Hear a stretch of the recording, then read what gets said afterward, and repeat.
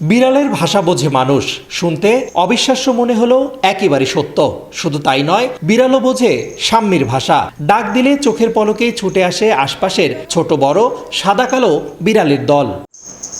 বাসায় ঢুকে বোঝার উপায় নেই এত বিড়ালের বসবাস। বিড়ালের জন্য রয়েছে আলাদা কক্ষ, সেখানে আছে খাট, সোফা, চেয়ার সহ বিভিন্ন ধরনের ঝুড়ি, যাতে তারা আয়েশ করে ঘুমাতে পারে সবাই।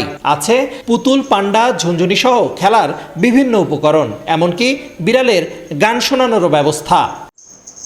বর্তমানে বিভিন্ন জাত ও বয়সের অর্ধশতাধিক বিড়াল রয়েছে তার। এগুলো পরিবারের সদস্যদের মতো তার বাসাতেই থাকে। এছাড়া অর্ধশতাধিক পথবিড়ালকে নিয়মিত খাবার দেন তিনি। তবে তার শখের বশে নয়, বিড়ালের প্রতি ভালোবাসা ও প্রাণীর প্রতি দায়িত্ববোধ থেকেই কাজটি করেন শাহানা সুলতানা শাম্মী। এটা আসলে চিন্তা করে হয়নি ভাইয়া, এটা শুরুটা ওরা এসেই জায়গা করে নেয় এবং একটা থেকে আরেকটা বাড়তে বাড়তে দায়িত্ববোধ চলে আসে।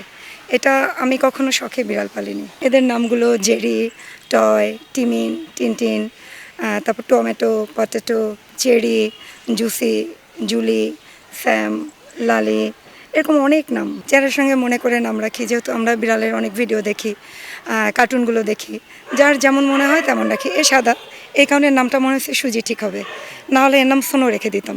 নর্মালি ওদের খাবার দাবার মাছ থাকে, মুরগি থাকে, ক্যাট ফুড থাকে, এই খাবারগুলো ওদের রেগুলার থাকে, একদম ফিক্সড।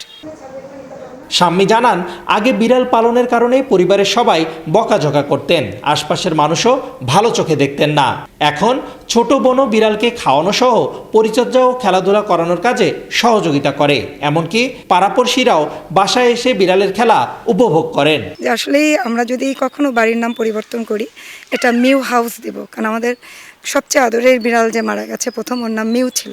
যে কোনো কাজেই আলোচনা থাকবে, এটাকে আপনি যেভাবে নেবেন সেভাবে।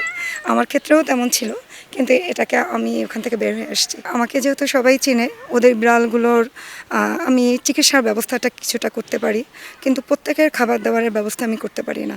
ইনশাআল্লাহ এদের জন্য আমি একটু আলাদা করে শেল্টার হোম বানাতে চাই, যদি আল্লাহ তাআলা আমাকে দেন এই সুযোগ। রংপুর নগরীর কেরানীপাড়ার স্টাফ কোয়ার্টার রোডে শাম্মীর বাসা।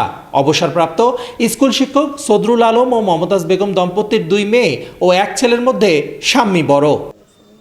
রেদওয়ান হিমেল, সময় সংবাদ, রংপুর।